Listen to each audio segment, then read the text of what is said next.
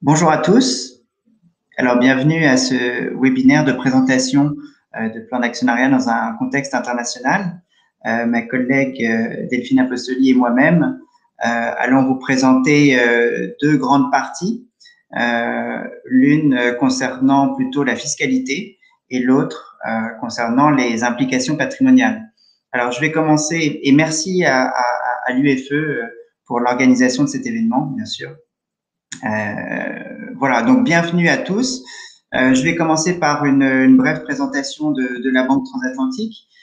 Alors, la Banque Transatlantique fait partie d'un groupe Crédit Mutuel. Ce groupe Crédit Mutuel est une banque mutualiste qui n'est pas cotée en bourse et qui, de ce fait, a à la fois une très belle solvabilité, puisqu'elle a le premier ratio de solvabilité des 5 premières banques françaises. Elle a également de très belles notations, Standard & Poor's, Fitch et Moody's, donc ce qui donne la solidité et la sécurité de ce groupe. Et notre actionnaire unique est le CIC. Donc la Banque Transatlantique a 50 milliards d'encours aujourd'hui et se place parmi les premières banques de gestion privée avec des Rothschild, des Odo. Et donc, la Banque Transatlantique a également cette spécificité de savoir gérer nos compatriotes français qui sont partis en expatriation. On a 420 collaborateurs, dont 100 qui sont dans soit des bureaux de représentation, soit des filiales à l'étranger. Alors, ce que l'on peut dire sur le contexte international qui permet d'avoir ce sujet ce matin, c'est que c'est un contexte qui est de plus en plus complexe. Vous l'aurez certainement testé de votre côté. Bien sûr, les personnes qui disposent d'un patrimoine sont maintenant, c'est du patrimoine qui est international, qui est dans plusieurs pays. Il y a la mobilité également des membres d'une même famille. Et puis, certainement vous-même, peut-être êtes-vous qualifié de serial expat, c'est-à-dire d'expatriés qui passent de pays en pays pour la même société ou pour une société différente.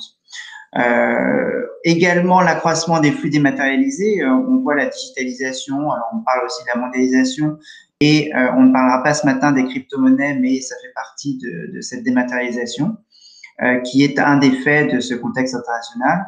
L'évolution des politiques migratoires, on a des régimes fiscaux et un cadre juridique local qui est également à considérer et des politiques sectorielles des établissements financiers qui sont de plus en plus regardés. Donc, la conclusion de ce contexte, c'est de dire que vous avez besoin d'une expertise qui va être de plus en plus sur mesure et de plus en plus spécifique pour votre situation.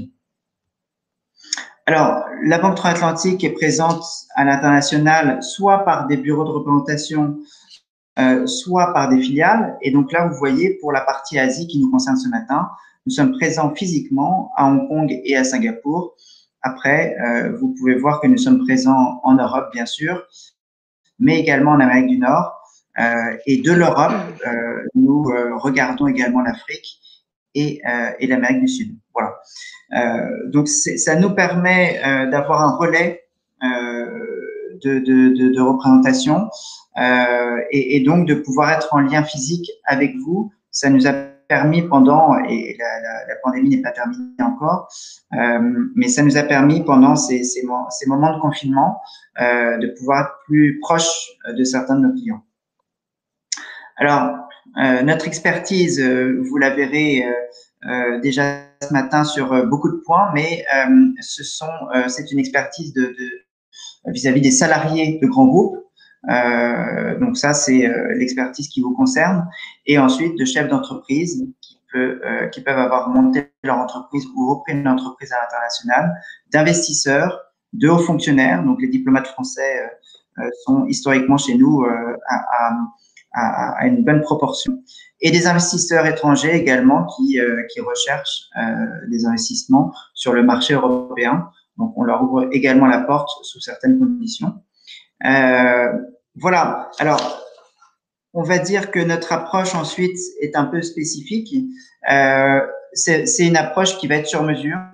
j'en parlais tout à l'heure, et c'est une approche projet ou besoin. Et comme vous voyez sur ce slide, la personne qui est au centre, c'est bien vous, c'est le client, et vous n'êtes pas seul puisque le banquier est proche de vous.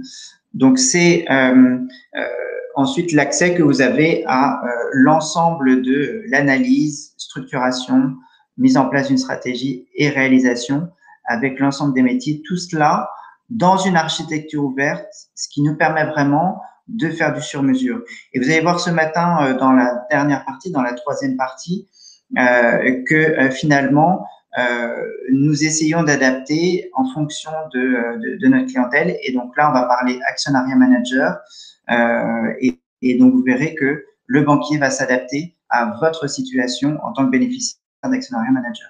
Alors, malheureusement, cette dernière partie n'est pas accessible à tous les participants de la Malaisie. Voilà, donc je vais donner la parole à Delphine pour commencer avec un peu de fiscalité. N'oubliez pas de nous poser vos questions dans le chat et nous vous y répondrons à la suite de nos présentations respectives. Environ 15 minutes de présentation chacun. Et ensuite, il y aura une petite quinzaine de minutes également pour répondre à toutes vos questions. Et si jamais nous n'arrivions pas à répondre à l'ensemble de vos questions, on continuerait le lien au-delà de cette présentation aujourd'hui. Merci Marc et bonjour à tous. Donc je vais commencer moi la partie fiscale par un rappel assez rapide du mécanisme des stocks options et des attributions gratuites d'actions. Donc comme vous le savez, les stocks options permettent à des salariés et à certains mandataires sociaux d'une société d'acquérir des titres de leur société pendant une durée déterminée et ce à un prix fixé à l'avance. Donc, lors de l'exercice de l'option et du versement de ce prix fixé, le salarié va devenir actionnaire de la société et il va réaliser un premier gain qu'on appelle le gain d'acquisition qui va correspondre au cours du titre au jour de la levée de l'option. Qui va correspondre à la différence entre le cours coté de l'action et le prix d'exercice. Puis plus tard, un second gain sera réalisé, la plus-value de cession, qui va correspondre à la différence entre le cours de cession et le cours du titre au jour de la levée. Pour les attributions gratuites d'actions, donc ça, c'est un régime qui va permettre aux salariés et à certains mandataires sociaux d'acquérir donc des actions de leur société, et ce gratuitement. Ils vont dégager aussi là deux gains. Un premier gain d'acquisition, qui cette fois va correspondre au cours du titre au jour de l'acquisition définitive, puis plus tard, lors de la cession, une plus-value de cession qui va correspondre à la différence entre le cours de vente et le cours au jour de l'acquisition définitive. Donc, dès lors qu'on a déterminé les deux types de gains éventuellement réalisables, quand est-on imposable en France sur ces gains?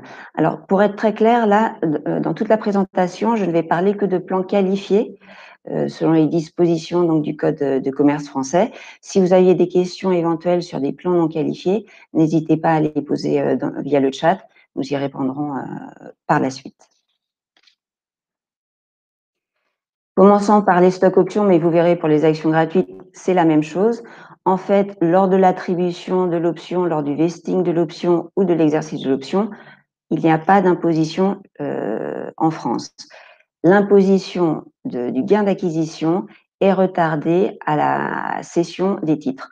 Donc, lors de la cession, deux gains sont imposés, le gain d'acquisition et la plus-value de cession éventuelle. En sachant qu'ici, on est dans un contexte international avec un bénéficiaire qui serait a priori non résident fiscal français lors de la cession. De ce fait, seul le gain d'acquisition sera imposable en France, la plus-value de cession est imposable dans l'état de résidence du bénéficiaire. Pour les attributions gratuites d'actions, c'est la même chose. Pas d'imposition lors de l'attribution. À l'acquisition définitive, on détermine un gain d'acquisition, mais celui-ci sera imposable uniquement lors de la cession des titres, en même temps qu'une plus-value de cession pour un résident fiscal français. Dès lors qu'on est non résident fiscal français, seul le gain d'acquisition est imposable en France. Alors, une des difficultés dans un contexte international, c'est que tous les pays n'ont pas ces mêmes faits générateurs. Il est assez fréquent de voir qu'en fait, le gain d'acquisition est imposable lors de l'exercice et non lors de la vente comme en France. Entre l'attribution des stocks options et des actions gratuites et la cession des titres, il est fréquent que le bénéficiaire soit amené à changer de pays d'exercice de l'activité professionnelle. Et donc là, la question qui se pose, c'est quel État peut imposer et quel gain va-t-il imposer? La question ne se pose en fait que pour le gain d'acquisition. Alors là, c'est un peu plus simple parce que la position française a rejoint la position classique de l'OCDE qui est partagée par un grand nombre de pays. Donc, je vais la détailler plus tard. Mais c'est vrai que pendant un certain temps, elle avait une position assez particulière qui, dans un contexte international, générait beaucoup de problématiques. La plus-value de cession, on l'a vu, une imposition exclusive dans l'état de résidence. Donc là, pas de question éventuelle de droit de répartition. Un petit mot peut-être sur l'exit tax. Vous le savez, sous certaines conditions, maintenant, alors ça date de 2011, une personne qui quitte la France est imposable en France sur ses plus-values latentes, notamment lorsque la valeur cumulée de ses placements financiers excède 800 000 euros. Dans cette plus-value latente, on tient compte de la plus-value de cession. En revanche, le gain d'acquisition n'est pas intégré dans la base de calcul de l'exit tax.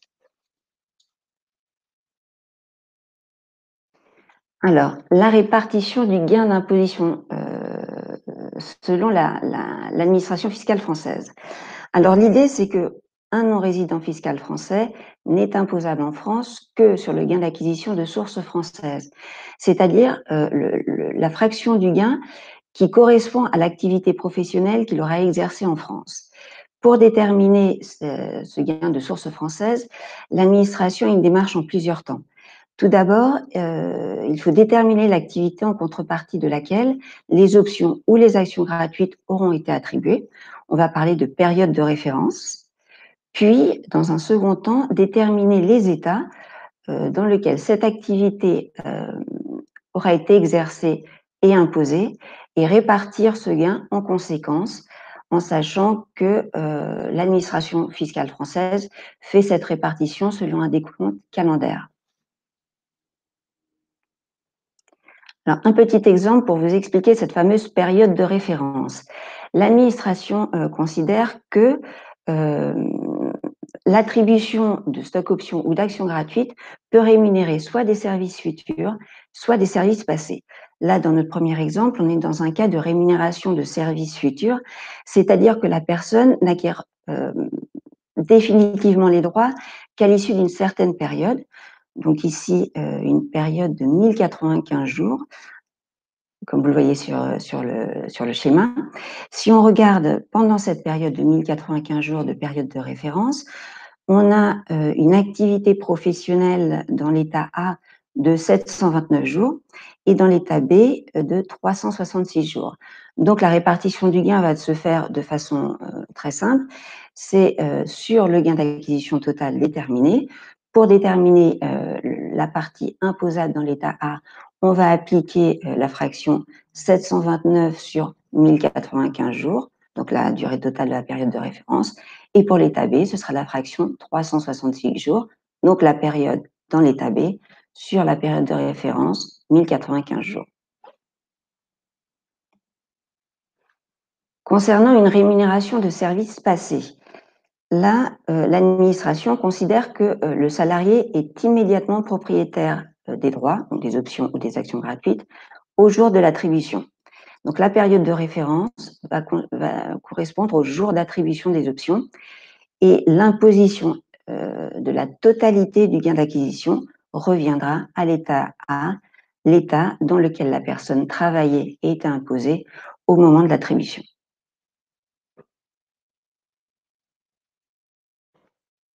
Dès lors qu'on a déterminé donc pour le non-résident le gain de source française, donc le gain d'acquisition imposable en France, quels sont les taux qui vont lui être appliqués?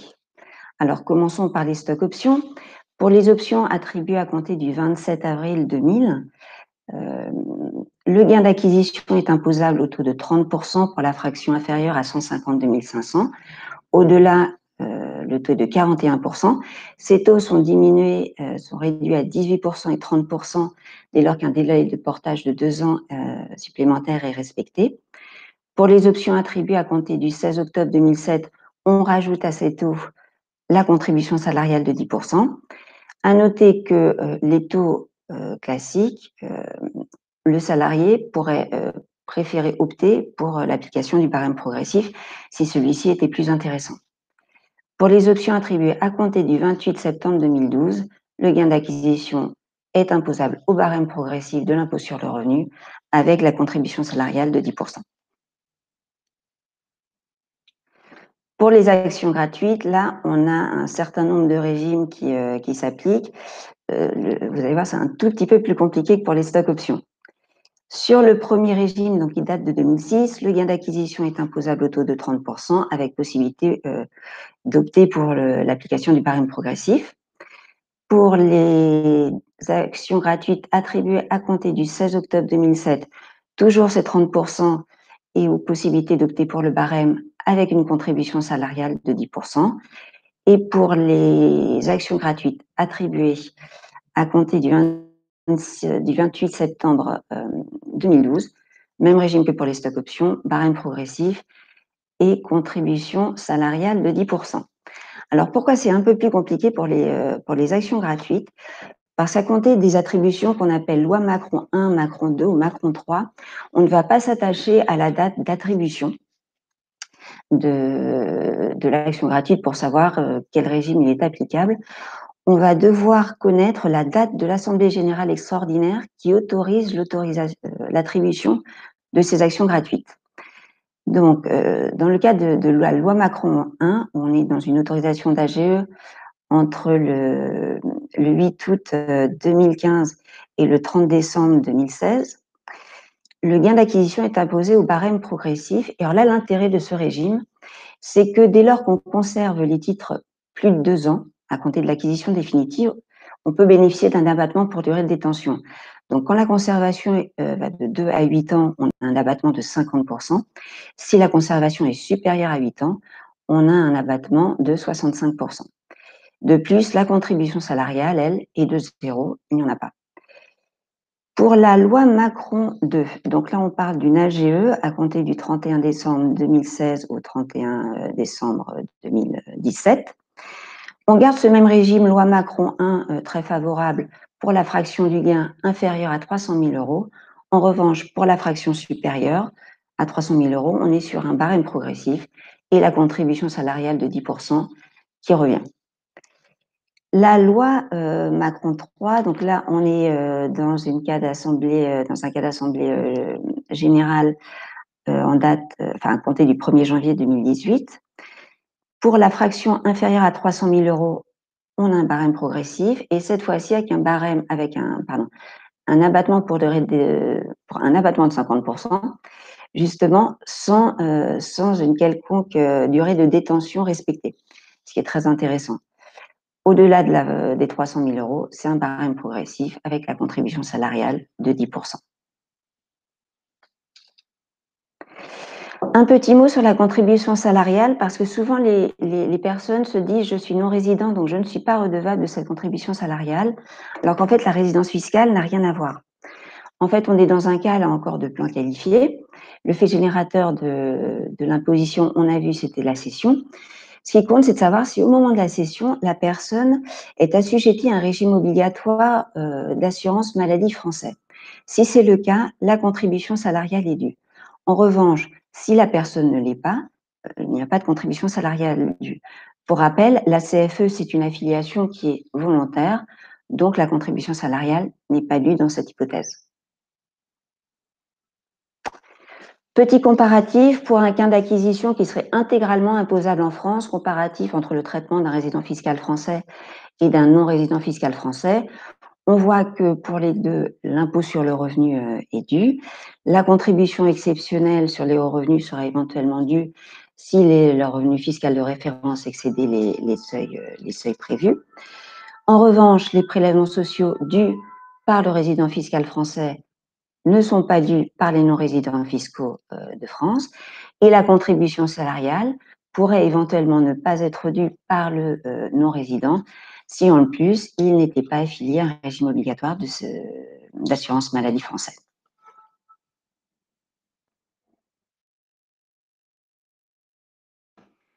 Donc, pour résumer ce qu'on a vu, le non-résident fiscal de France lors de la cession est imposable sur le gain de source française déterminé tel qu'on l'a vu précédemment.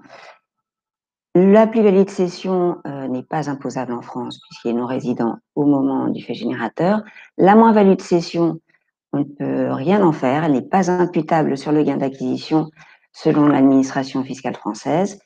Et le gain d'acquisition, lui, est soumis à une retenue à la source qui s'applique depuis le 1er avril 2011. Et donc, il ne va concerner que la partie du gain d'acquisition imposable en France, de source française. Et donc, pour savoir si la retenue à la source doit s'appliquer, il convient de vérifier que, lors de la cession, la personne est bien non résident fiscal de France. Quels taux sont applicables pour cette retenue à la source? Alors, pour les attributions antérieures au 28 septembre 2012, ce sont les taux fixes que l'on a vus précédemment, avec la possibilité pour opter pour une imposition en traitement et salaire. Pour les attributions à compter du 28 septembre 2012, c'est une imposition au traitement et salaire. Concernant cette imposition en traitement et salaire, vous le savez, le taux de la retenue applicable sont de 0, 12 et 20%. Petit rappel, les retenues au taux de 0 et 12 sont libératoires de l'impôt sur le revenu. En revanche, dès lors qu'on est dans la tranche de 20%, cette retenue n'est pas libératoire, ce qui signifie en fait que le contribuable devra redéclarer l'intégralité de son gain dans sa déclaration. Ce gain sera imposé de façon classique, application du quotient familial, application du barème progressif jusqu'à 45%, mais évidemment, les retenues qui auront été pratiquées seront défalquées de l'impôt finalement dû. Petit exemple concernant cette retenue à la source. Donc, j'ai un bénéficiaire qui est résident fiscal français lors de l'octroi de ces options. Pendant la période de référence de 2 ans, il travaille 1 an en France, il y est imposé également. On se souvient, on est dans un cas de plan qualifié, donc le fait générateur est lors de la cession. Lors de la cession, la personne est non résidente fiscale française, donc une retenue à la source doit lui être pratiquée sur son gain d'acquisition imposable en France. On se souvient que la personne n'aura travaillé qu'une année sur les 2 ans de la période de référence et donc la retenue à la source sera effectuée sur 50% du gain d'acquisition qui correspondra au gain de source française. Marc, je te repasse la parole.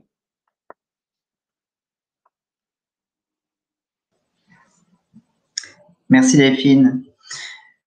Alors, c'est sûr que c'est pas facile de digérer tous ces éléments concernant la fiscalité, mais bien entendu, on est là à la fois pour répondre à vos questions après cet échange et pour approfondir si jamais il y avait besoin par la suite. Alors, de mon côté, je voulais revenir sur implication patrimoniale de vos opérations. En fait, quel est le rapport que vous pouvez avoir avec votre banquier concernant votre actionnariat manager? Bon, alors déjà dans un premier temps, c'est à quel moment il est judicieux de faire un point avec son banquier. Moi, je vois au moins 3 moments importants. Le premier, c'est au moment de l'échéance de certains plans, donc je vais y revenir, lors d'un projet patrimonial, souvent matérialisé par l'acquisition d'un bien immobilier, et puis ça peut être également, bien sûr, la mobilité. Revenir en France, changer de pays d'expatriation, faire venir votre famille. Voilà, tous ces éléments-là qui sont intéressants et qui sont autant d'événements avec lesquels il est intéressant de discuter avec votre banquier parce qu'il peut y avoir une préparation particulière. Donc, si on revient sur les échéances de vos plans, vous pouvez être amené à être à la fin de droit pour des stock options. Alors, il n'en existe plus beaucoup maintenant de ce type de plan, mais il en existe encore. Donc, c'est un événement qui est souvent important puisque si vous perdez vos droits, vous perdez les actions qui sont derrière et donc par là, vous perdez parfois des sommes assez importantes. Il peut y avoir la livraison d'actions gratuites de vos plans. Et donc là, la livraison définitive veut dire que les conditions d'attribution ont été remplies. Et que faire? Est-ce qu'il peut y avoir une fiscalité à ce moment-là? Donc, le financement de l'impôt peut être un élément déclenchant pour faire un point avec son banquier. Il y a aussi la fin de conservation d'actions gratuites, ce qui veut dire que ces actions-là, vous pouvez les vendre et vous pouvez les vendre pour un projet particulier. On va y revenir un petit peu plus loin. Donc, c'est aussi l'occasion de se dire, mais d'accord, très bien, il y a une fin de conservation. Et quel titre vendre? Quelle est la meilleure manière d'utiliser ces différents plans? L'exerçabilité des stock options, à partir du moment où vous avez passé votre période de vesting, vous pouvez être amené à exercer et donc à acheter les titres issus des droits d'option. Et donc là, c'est encore un moyen de faire un point avec son banquier pour savoir si la banque pourrait vous aider à financer cette levée d'options. Alors, lors d'un projet patrimonial, ça, on va dire que vous êtes toujours en train d'évoluer. Le patrimoine évolue à la fois dans votre famille, mais également personnellement. Donc, c'est quel projet peut être soutenu grâce à vos titres, grâce à vos titres qui seraient mis en garantie ou qui seraient vendus ou qui seraient utilisés d'une manière ou d'une autre. Ça peut être également une donation où il pourrait y avoir une succession qui amènerait à ce que quelqu'un de votre famille récupère soit des droits, soit des titres. Et donc là, bien évidemment, le banquier peut être là pour vous soutenir dans les démarches. Besoin de financement, oui, pour acheter votre bien immobilier. Encore une fois, utiliser les titres en garantie ou bien le financement d'une soult. Ça peut être lors d'un divorce, par exemple, être amené à acheter la partie de votre conjoint. Et dans ce cas-là, peut-être d'avoir besoin d'un financement pour acheter cette partie-là. Utilisation des titres en garantie, c'est ce que je disais, soit en prêt immobilier, soit en levée d'options. Autre moment, c'est votre mobilité. Ça peut être au moment du départ de France, retour de France ou changement de pays. À chaque fois, il est bon de se dire, faisons un point avec le banquier pour voir s'il y aurait des choses à préparer. À préparer pour le départ de France, à préparer pour votre retour en France, acquisition de votre prochaine résidence principale, par exemple, ou de préparer également les différentes lignes de plan que vous avez par rapport à la fiscalité du pays dans lequel vous êtes. Changement de pays, de la même manière, Delphine a parlé tout à l'heure d'exit tax. Il pourrait y avoir une exit tax dans le pays dans lequel vous êtes et il pourrait y avoir de nouvelles règles, des règles différentes dans le pays dans lequel vous allez être résident, dans lequel vous allez avoir votre prochaine mission professionnelle. Alors, après avoir fait un point, c'est quels sont les sujets un petit peu plus dans le détail que vous pouvez aborder avec votre banquier. Lorsqu'une fiscalité cross-border, alors c'est issu d'une opération que vous auriez fait sur vos titres, vous pouvez être amené, comme l'a détaillé Delphine, à avoir une fiscalité dans plusieurs pays. Donc là, ça devient effectivement des cas assez complexes pour une opération qui vous semble très simple, puisque vous avez juste à appuyer sur un bouton pour vendre vos titres.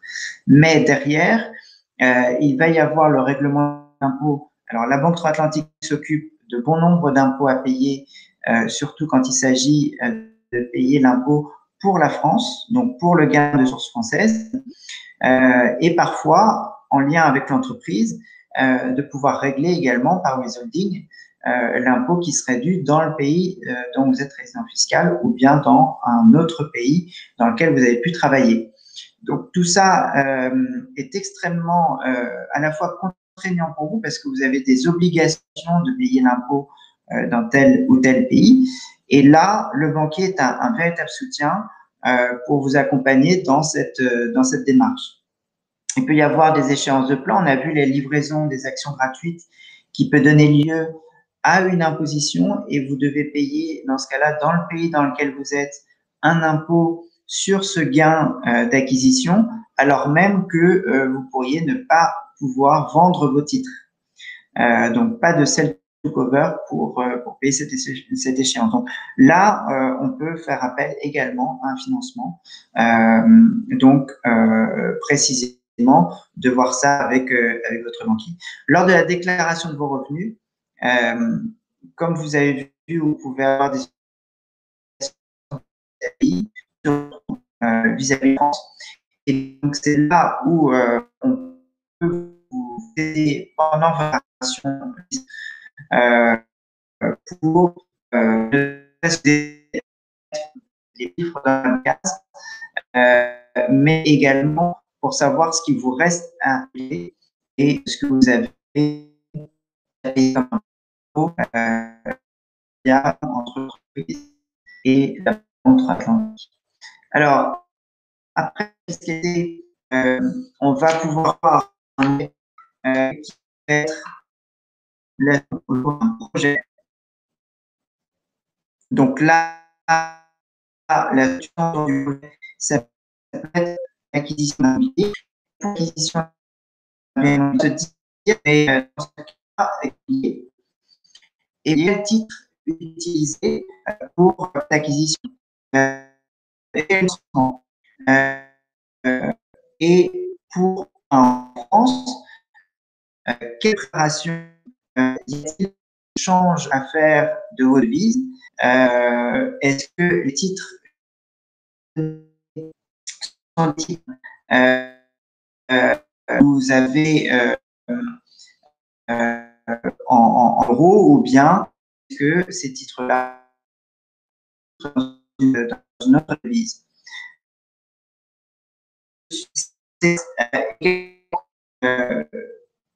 L'organisation alors,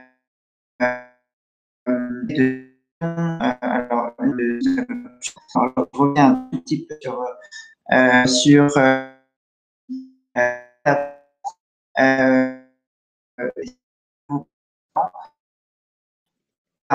important à voir, c'est l'anticipation le paiement définitive des actions et également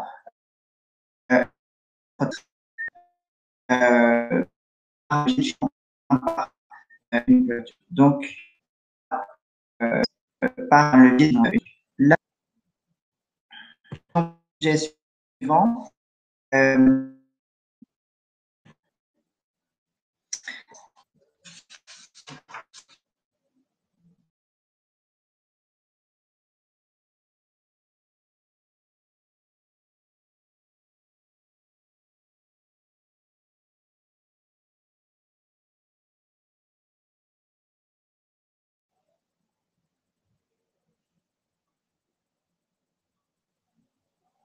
Bon, désolé pour la mauvaise connexion. J'espère que vous m'entendez bien maintenant. Là, on t'entend parfaitement à nouveau. Ah, très bien. Alors, donc, si on revient sur les soutiens que peuvent apporter votre banquier, on est sur l'aide à la déclaration. Comme vous le savez, la complexité interpays, multi-pays, transpays fait qu'il y a une complexité dans la déclaration. Et donc là, on est à la fois par la documentation que nous avons, j'entends par là l'aide par exemple à la 2042C ou l'IFU ou d'autres documents qui pourraient vous aider à votre déclaration en France. On est là en véritable soutien en documentation, également en calcul pour le calcul des gains et la traduction de la typologie des gains pour savoir comment faire votre déclaration. Et puisque vous avez déjà payé comme impôt, on y revient. Voilà, les règles fiscales transfrontalières, il y a des obligations vis-à-vis de la France, bien sûr. Il y a des conventions internationales qui font que si vous avez déjà payé dans un pays, vous n'allez pas repayer dans l'autre. Et puis, il y a les règles de l'OCDE qui font que vous devez payer un prorata en fonction du temps de travail fait dans tel ou tel pays pendant la période de vesting. C'est ce qu'a expliqué tout à l'heure Delphine. Alors, le levier de dette et la garantie qui est constituée par vos titres, c'est l'acquisition d'un bien immobilier, par exemple, vous avez un prêt qui peut être partiellement garanti par vos titres. Vous pouvez avoir également un plan de financement qui va être adapté à votre situation, soit actuelle en termes d'endettement ou future, retour en France par exemple. Vous pouvez faire appel à une dette également pour payer votre impôt. Je reviens sur la livraison des actions gratuites, mais ça peut être également pour l'exit tax par exemple. Et puis la SOULT qui est souvent lié à un bien immobilier, donc une certaine illiquidité de votre patrimoine. Et donc là, vous pouvez faire appel à une dette pour passer cette transition et récupérer la pleine propriété du bien immobilier immédiatement. Alors, des donations également font partie des événements que beaucoup de nos clients, pour lesquels beaucoup de nos clients nous sollicitent. Ça peut être des dons de titres qui ont été très intéressants à un moment donné du fait de la fiscalité réduite au moment de la donation entre parents à enfants. Aujourd'hui, la donation reste malgré tout, la donation de titres reste malgré tout intéressant parce que ce que vous donnez, c'est à la fois un actif, mais c'est aussi potentiellement du revenu puisqu'il y a des dividendes qui sont versés pour chacun de vos titres. Alors, quel notaire choisir? Parce qu'il y a des notaires, surtout à Paris, qui sont presque spécialisés dans la donation de titres. Nous sommes en lien avec eux, donc c'est l'occasion de pouvoir faire appel à nous dans le cas de ce type d'opération.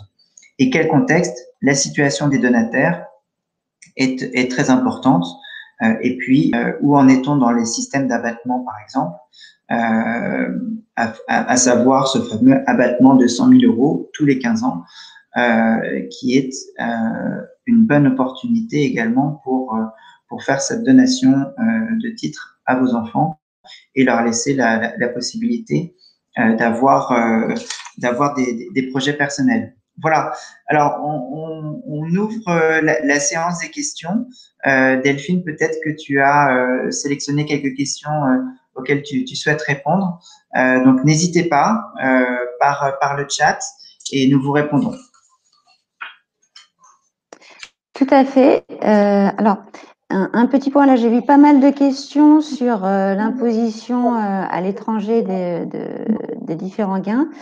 Donc ça, pour tout ce qui est imposition à l'étranger, on vous conseille de toute façon d'aller voir un conseil local pour qu'il puisse vous dire quelle sera exactement la fiscalité applicable. Une question intéressante qui concernait la fiscalité d'action gratuite émise par une société étrangère sur un compte titre en France pour un non-résident. Alors en fait, les règles que j'ai évoquées peuvent s'appliquer très bien à des actions gratuites émises par une société étrangère ou française. Ce sont les mêmes. La seule différence qu'il pourrait y avoir, c'est que on a vu mon exposé traiter des plans qualifiés, c'est-à-dire des plans qui respectent les conditions du Code de commerce français. Et un plan étranger ne va pas forcément respecter ces conditions. Dès lors, le gain d'acquisition, ça va être considéré comme du salaire, on va passer dans un bulletin de paye avec charges sociales, etc. Et la plus-value de cession gardera, elle, son traitement classique. Donc, en fait, l'idée, c'est que dès lors qu'on a des actions gratuites émises par une société étrangère, c'est de savoir si oui ou non ce plan, alors souvent on a des sous-plans français justement pour que les bénéficiaires français puissent bénéficier de ces régimes fiscaux intéressants. Donc savoir si le plan bénéficie ou non, est qualifié ou non pour pouvoir bénéficier des dispositifs, de la réglementation que je viens de vous exposer. Voilà. Alors, j'ai une autre question. Si je reviens en France, dois-je vendre des titres avant de rentrer? Alors ça, c'est l'occasion de pouvoir faire un point avec son banquier. Est-ce que vous avez un projet en face? C'est souvent l'élément qui va être générateur de la vente d'une partie de vos titres. Et la réponse à cette question est vraiment spécifique à votre situation. et également pourrait l'être en fonction de la fiscalité du pays dans lequel vous êtes résident fiscal et que vous allez quitter. Donc tout ça est à, on va dire, analyser assez en détail d'ailleurs, parce que vous pourriez avoir des titres à vendre qui sont soumis à un impôt français alors que vous étiez résident fiscal dans un autre pays que la France, simplement parce que vous avez votre période de vesting qui était en totalité en France.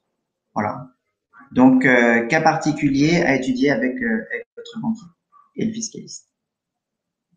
De toute façon, il est assez clair que dès lors qu'on est dans un contexte de mobilité internationale, on pourrait faire presque du cas par cas à chaque fois, donc avec la fiscalité notamment des pays qui sont quand même assez différentes.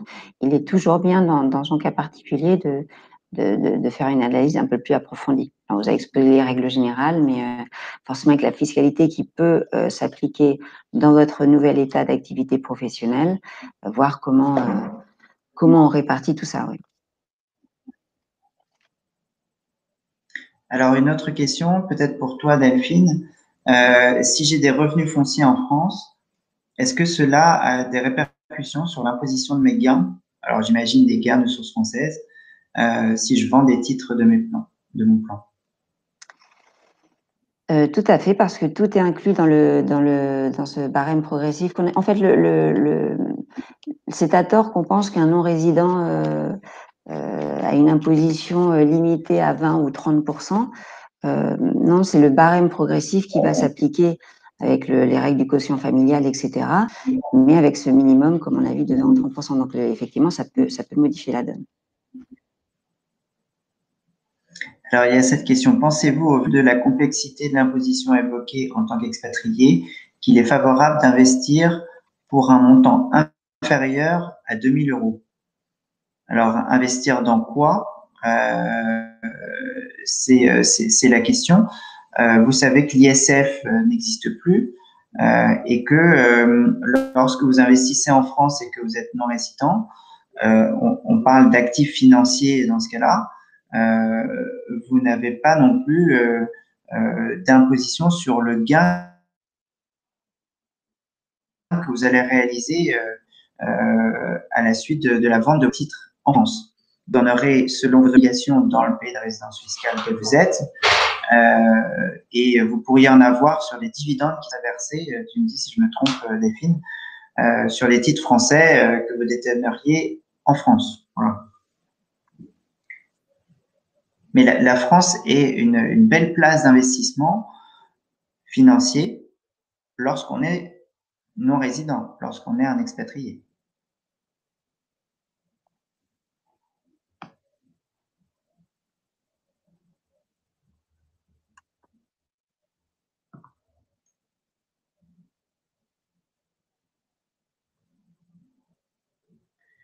Alors, il y a une question sur l'abondement de notre entreprise. Oui, mais là, c'est particulier, donc c'est vraiment, il faudrait voir.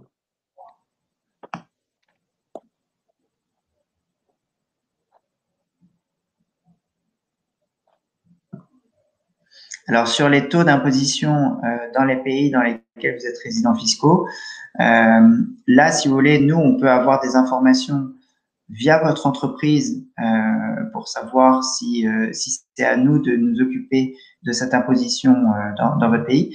Mais sinon, il faut passer par un fiscaliste local puisque la fiscalité du pays en question peut évoluer d'une année sur l'autre, comme elle évolue d'ailleurs en France.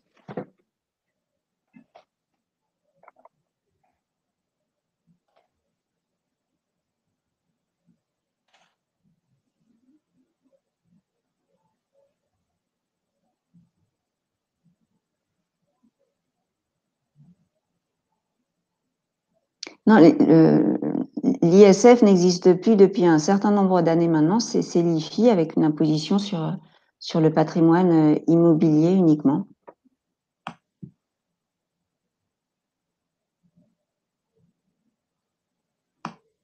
Alors, avant, de toute façon, l'ISF pour les non-résidents, on ne prenait pas en compte les placements immobiliers. Il y avait une exonération particulière qui était prévue. Mais maintenant, avec l'IFI, de toute façon, il n'y a même pas d'exonération particulière parce que les placements financiers ne sont plus concernés. Alors, j'ai une autre question. Si je deviens résident fiscal de France, donc si je reviens en France, j'imagine, serais-je toujours suivi par vos soins si on vous suit aujourd'hui? Oui, on va pas. La Banque Transatlantique a une grande partie de sa clientèle qui est résidente fiscale en France. On a développé maintenant depuis très longtemps cette expertise pour l'international et pour les expatriés. Et c'est ce qui fait un peu notre singularité. Ceci étant, on reste en confiance et on continue à vous suivre, même si vous êtes de retour en France.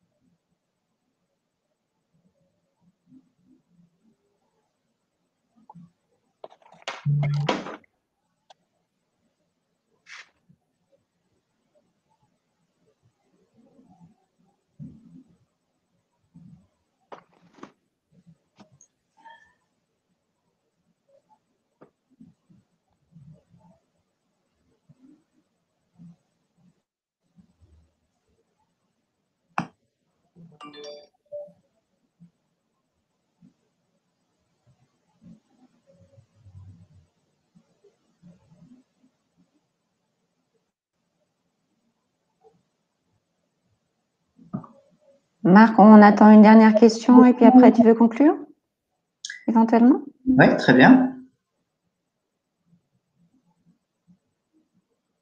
Sinon, je crois de toute façon que les questions qui viendraient postérieurement nous seraient adressées. Alors, n'hésitez pas, même si ce sont des questions qui sont très spécifiques à votre pays, à votre situation, n'hésitez pas à les transmettre. Il y a des coordonnées là, nous sommes restés sur la slide développement clientèle privée. C'est donc notre équipe qui est très réactive et qui transmet à la fois au bon banquier, à la bonne équipe au sein de la Banque Atlantique pour que vous ayez la réponse au plus vite. Mais n'hésitez pas à nous transmettre vos questions complémentaires. On espère que cette présentation vous aura ouvert alors déjà répondu à quelques-unes de vos questions, mais également ouvert quelques orientations, quelques possibilités. Sachez vraiment que la Banque Atlantique se fait remarquer par la gestion spécifique, sa gestion personnalisée. Et c'est comme ça que nous souhaitons être au plus près de vous, au plus près des expatriés. Et donc, sur cet aspect de plan d'actionnariat manager, aujourd'hui, on peut dire que la Banque Atlantique est leader dans la gestion des plans sur un aspect technique, sur un aspect fiscal, mais également sur l'accompagnement qu'il peut y avoir ensuite patrimonial, puisque toutes les opérations que vous faites sur vos plans ont des impacts, bien sûr, sur votre patrimoine et du coup sur votre environnement familial. Donc voilà, pour les questions complémentaires, n'hésitez pas à nous les transmettre et espérons que cette présentation vous ait apporté des réponses. Très bonne journée à tous. Merci à tous et très bonne journée également.